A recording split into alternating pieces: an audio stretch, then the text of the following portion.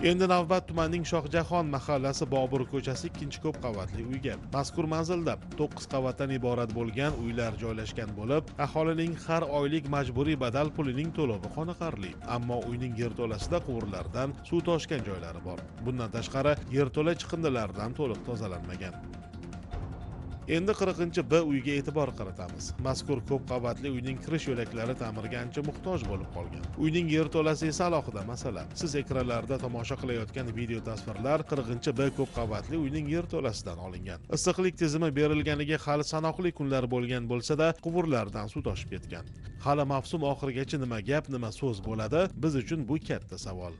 Xuddi shunday holatlarga Yakkasaroyning Jamshid Shoshiy ko'chasidagi 4-ko'p qavatli uyda ham duch kelishimiz mumkin. Issiqlik tizimi berilgan zahoti yerto'lada suv toshib ketgan. Bundan tashqari boshqaruv servis kompaniyasi tomonidan yerto'la toza va ozoda ushlanmagan. Tasvirlarni tomosha qilib o'zingiz baho bering va xulosa qiling.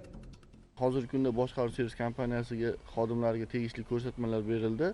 Ushbu ko'p kvartirali uyning yerto'lasida mavjud bo'lgan suvlarni chiqarib yuborish borasida tegishli tartibda agar boshqaruv servis kompaniyasi tomonidan harakatlar amalga oshirilmasa, bartaraf etish choralari ko'rilmasa, Ma'muriy javobgarlik to'g'risidagi kodeksning 159-moddasi 2-qismiga asosan 15 barobar miqdorida jarima jazosi qo'llanilishi yuzasidan ogohlantirildi. Issiqlik berish jarayonida slif qilish mumkinmi? Issiqlik uzatish jarayonida o'zi slif qilish mumkin emas. Hozir bizlar ulgurmadik. Yaqinda remont tugatildi. Hamma narsa yangi qo'yilgan. Faqat slifi qolgan. Hozir to'kilgan suvni bizlar nasos orqali chiqarib tashlaymiz. U muammo emas demoqchiman.